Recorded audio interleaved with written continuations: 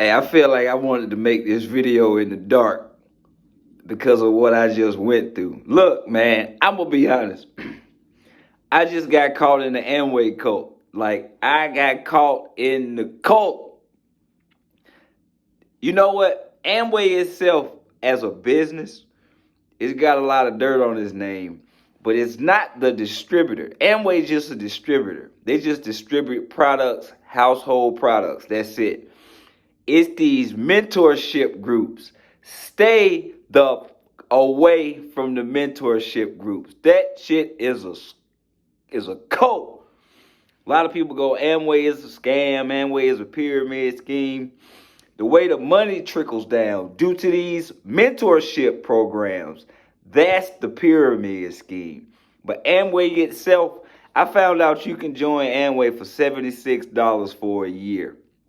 And you're not subjected to hit all of these plateaus and quotas and make all these pen levels. Hell no.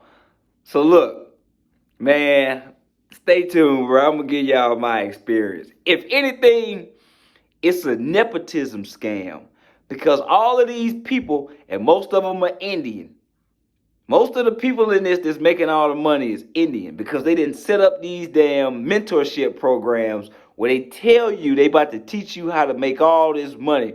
But once you really get in and see how much you got to spend in the effort to make a little bit, hell no. Like, I come out the streets, man. My dad was a hustler. I didn't hustle. Like, it is no way that's a good return on your bread. You know what I mean? Like, where I come from, you can buy you a pound of weed, $1,500, flip it for $1,500. You got $1,500 profit. No, not with this. Like with Amway, if you join one of those mentorship programs, it's this thing called point value, business value. They want you to spend they want you to do 150 PV every month, which is going to equate to about $500 or more. Plus, you got to pay to join the membership thing where you get the audios and you just listen to a bunch of people, bunch of rich people, not tell you how to build a business. They just telling you their story. Oh, I was homeless. Oh, I was working a dead-end job and I found this and now me and my wife have a private jet. Bruh, if y'all trying to build me to be a leader and lead my team effectively the right way, why not just give me the information and pour into me? Don't fall for this shit, man. Do not join. Listen, bruh. So every week, if you're a part of one of these associations, it's a whole bunch of them. I was a part of one called Leadership Legacy. Now, I'm not finna get on here and diss my homeboy that got me into it.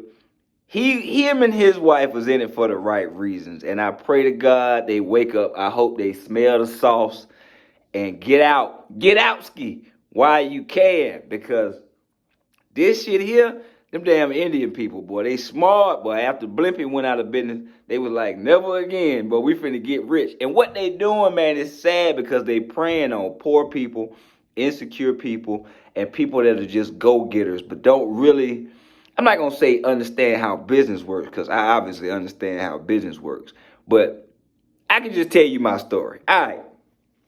So me and the homie, we was filming a movie a couple years ago. We shot the movie didn't come out the right way, so we had to do it again. Right before we was starting to, go back into pre-production to film, I've been hitting bruh up, and he ain't been responding at all. Then all of a sudden, one day, I texted him, I was like, hey man, what you got going on? And he texted me back, and he was like, oh bro, my bad. I've been going through this mentorship. I had to take some time off to better myself, better my family, put us in a different situation. I'm like, hey, respect, bro. I can feel that. So he started talking to me about this mentor. He was like, yeah, I met this guy. Him and his wife retired in their 30s and yada, yada, yada. And the first thing, I'm a hustler. If it's any way that I can make some money, especially where I ain't got to do nothing that's going to risk my freedom, I'm all ears. So I was like, you met somebody retired in their 30s? He was like, yeah. And I said to him, I was like, bro, I need to meet these people. And bro was like, for real? I was like, yeah, hook it up. So I get on this Zoom a couple weeks later with this Indian dude. I'm going to call him the Magic Indian for the references in this video, right? So I get on the Zoom with the Magic Indian. Now, I done done network marketing before. I done, that kind of thing before, and actually made some money with it, back in the day with another company that's no longer, hint, hint. But so I was like, okay, I'm all ears. But the whole time during the meeting, I'm sitting there like, at some point, he finna try to sell me something. He finna try to recruit me. He finna say, all right, for $60, you can join. He didn't. At the end, bro recommended a book, and I was like, okay, this is different. So we met up again. He recommended another book. But then we got to, so I'm still knowing his network marketing. So now I'm thinking to myself, man, I hope the products is dope. Like, I'm trying to see what the company is. Come to find out, it's Amway. So after about 6 weeks, you got to go through this vetting process. Now, mind you, y'all, you reading these books, you reading these self-help books, you reading these motivational books, and those books help because ultimately, I look at things like everything happened for a reason, and ultimately, that mentorship really helped with me in my decision to stop smoking weed, and stuff has been a lot better for me, ever since I have. So, shout out to that part of it. But here go where the trickery come in. So I finally make it through the vetting process. Now, he tells me it only costs $200 to start this business. So by the end, we had this last meeting, and he's like, yeah, so if you were given an offer, so they dress it up to make it seem like it's this elite class of people that you so lucky to be around. But anybody can sign up for network marketing, bro. Come on, let's be one thou wow. You know what I mean? So he's like, hey, how much money do you have to, if you was given an offer, do you have $500 to, launch your business? And I'm like, yeah, I got $500. I'm a grown man. Like, yeah, you should have $500.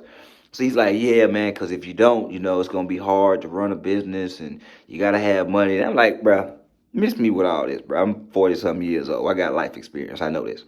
So I get to the end, get an offer.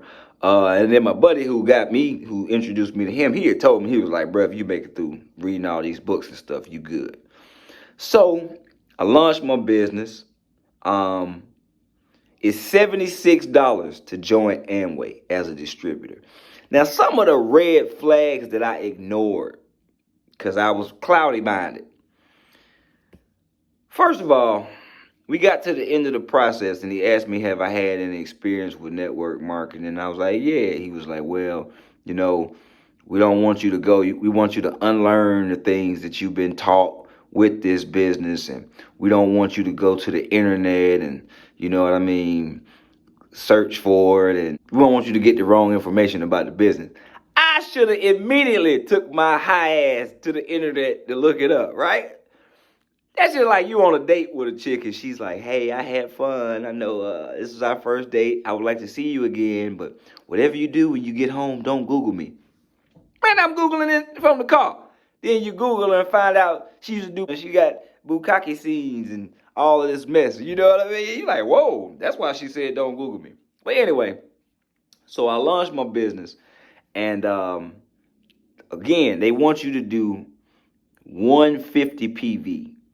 So it comes time for me to make my first order. So I'm on the site, I'm adding my products. Now, I ain't gonna lie. I'm drinking one of the energy drinks now. Like, the products is not the problem. Now, people can take it or leave, whatever.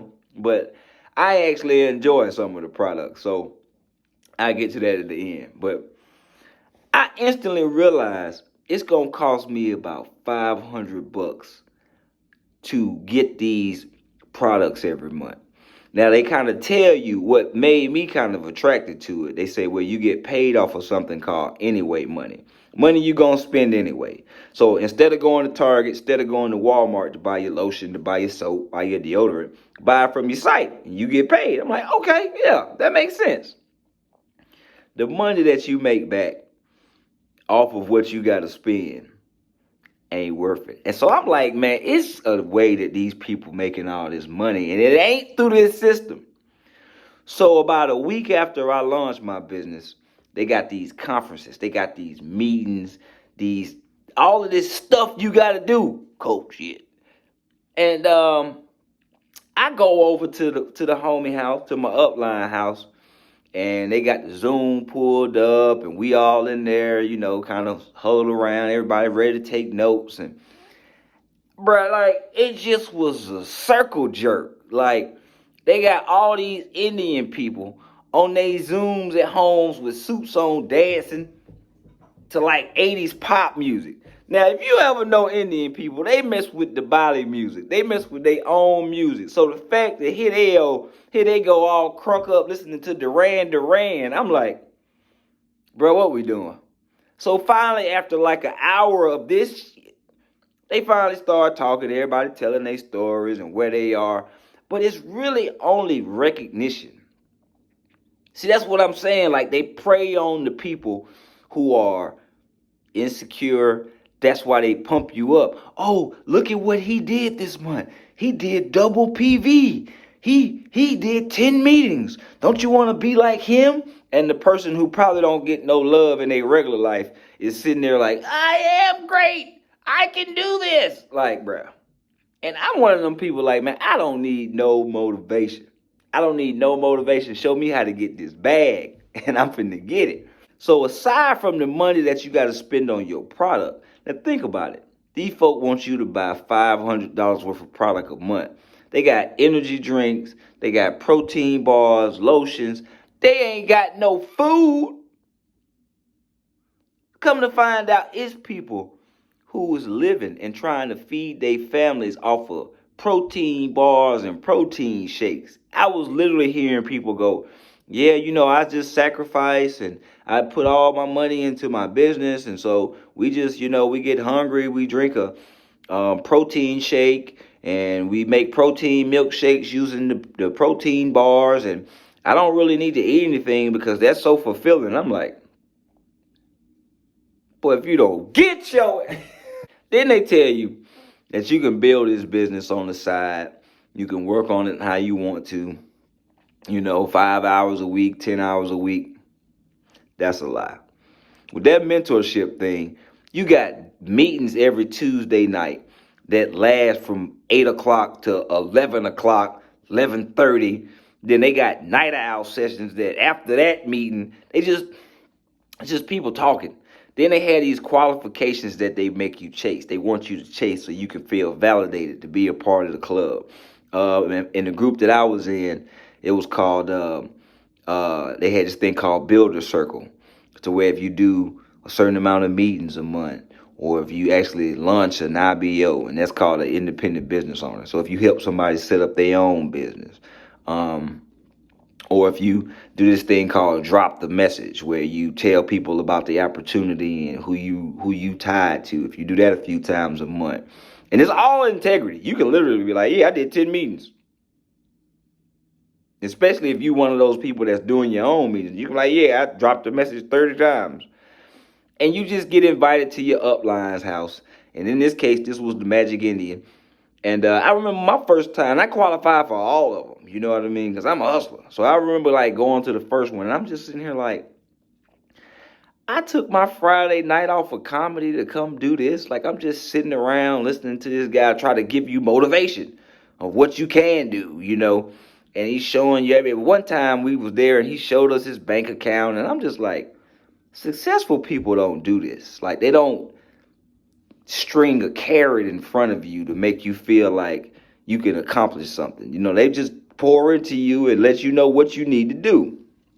But the time it takes, y'all, that you got to put into this with the meetings every Thursday is like another smaller meeting with your own personal team than the conferences. Oh, that's where they making their money. They making their money. See, what's crazy?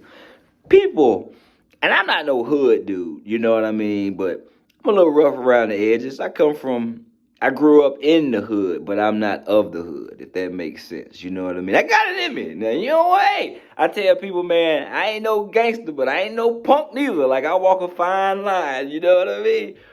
But my first person that I got into the business that I sponsored was my co-host on the podcast, my homeboy, Austin. Austin, he'll tell you, man, I'm a redneck. I come from the trailer park, But you know what, man? Black people and rednecks pretty much the same thing. It's just the society that tried to, the media and the government and tried to put us against each other. But we really the same people. Like me and bruh, I told him, I said, man, we would have been Shaq and Kobe if we'd have played on the same basketball team. Because we be on the same shit.